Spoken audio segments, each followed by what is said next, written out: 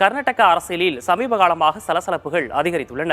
வால்மீகி வாரிய நிதி முறைகேடுகளால் அமைச்சர் நாகேந்திரா பதவியிலிருந்து விலகிய நிலையில் தற்போது மூடா என்ற மோசடி புகார் பூதாகரமாகி இருக்கிறது.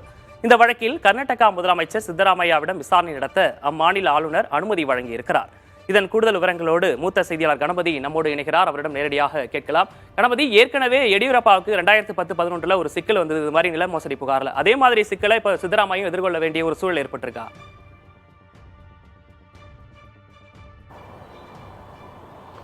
நிச்சயமாக கர்நாடக அரசியலிலே புதிய புயல் எழுந்துள்ளது என சொல்லலாம்.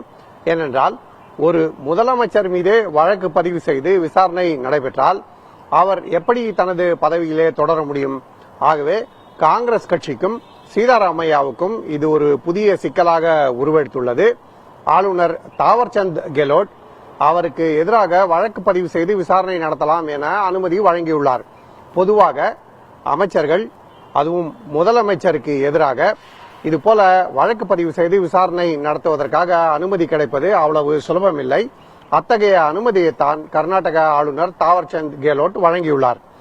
இந்த வழக்கிலே புகார் எந்த பிரிவிலே தெரிவிக்கப்பட்டிருக்கிறது என்பதை பார்த்தோம் என்றால், ஊழல் தடுப்பு சட்டமான பிரிவென்ஷன் ஆஃப் கரப்ஷன் ஆக்ட் 1998 வருட இந்த சட்டத்தின் 17வது பிரிவு மற்றும் புதிதாக தற்போது அமலுக்கு வந்திருக்கும் பாரதிய நாகரிக் சுரக்ஷா சன்னிதா வழக்கின் சட்டப்பிரிவின் 218வது பிரிவு, இந்த இரண்டு பிரிவுகளின் கீழ் ஆளுநர் அனுமதி வழங்கியிருக்கிறார். ஊழல் நடைபெற்றதாக முதலமைச்சருக்கு எதிராக வழக்கு பதிவு செய்யப்பட்டு விசாரணை நடக்க உள்ளது.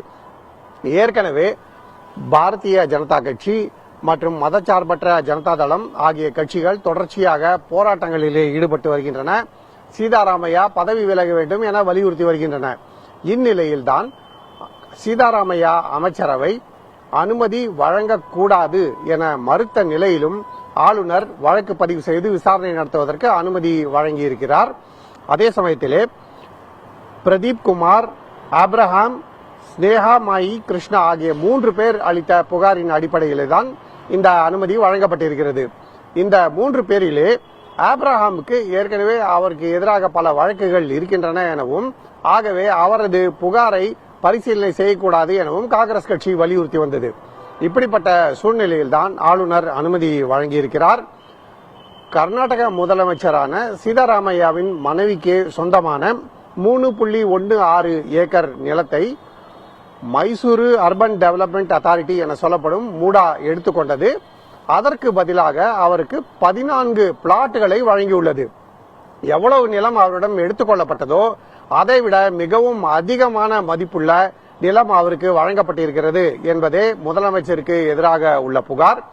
இது நடைபெற்றது காங்கிரஸ் ஆட்சி காலத்திலே அல்ல எனவும், பாரதிய ஜனதா கட்சி ஆட்சி நடைபெற்ற போது முதல்வராக பொம்மை இருந்தார் எனவும், அந்த சமயத்திலே நடைபெற்றது எனவும் காங்கிரஸ் கட்சியினர் பதில் குற்றச்சாட்டு அளித்து வருகின்றனர். அதே சமயத்திலே முன்பு எடியூரப்பாவுக்கு இருந்த வழக்கு போன்ற வழக்கு இது அல்ல எனவும், இது வேறு விதமான அரசியல் ரீதியான குற்றச்சாட்டு எனவும் ஆளுநர் பாரதிய ஜனதா கட்சியின் அழுத்தத்திலும் மத்திய அரசின் அழுத்தத்திலும் செயல்படுகிறார் எனவும் அவர்கள் பதில் குற்றச்சாட்டு சாட்டி வருகிறார்கள்.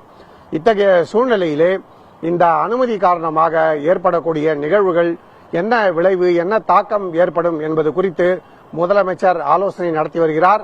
இன்று மாலையிலே சீதாராமையா அமைச்சரவை மீண்டும் கூடி ஆலோசனை நடத்தும் எனவும் எதிர்பார்க்கப்படுகிறது. ஆகவே கர்நாடக அரசியலிலே ஒரு புதிய சர்ச்சை உண்டாகியுள்ளது, பெரும் திருப்பம் உண்டாகியுள்ளது. ஆகவே அடுத்த சில நாட்களிலே மிகவும் பரபரப்பான நிகழ்வுகள் கர்நாடகாவில் ஏற்படுவதை நாம் பார்க்க முடியும்.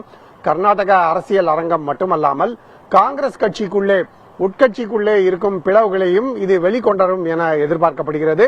ஆகவேதான் ஆளுநரின் இந்த நடவடிக்கையின் தாக்கம் என்னவாக இருக்கும் என்பது மிகவும் சுவாரஸ்யமாகவும் உன்னிப்பாகவும் கர்நாடக அரசியல் வட்டாரங்களில் கவனிக்கப்படுகிறது.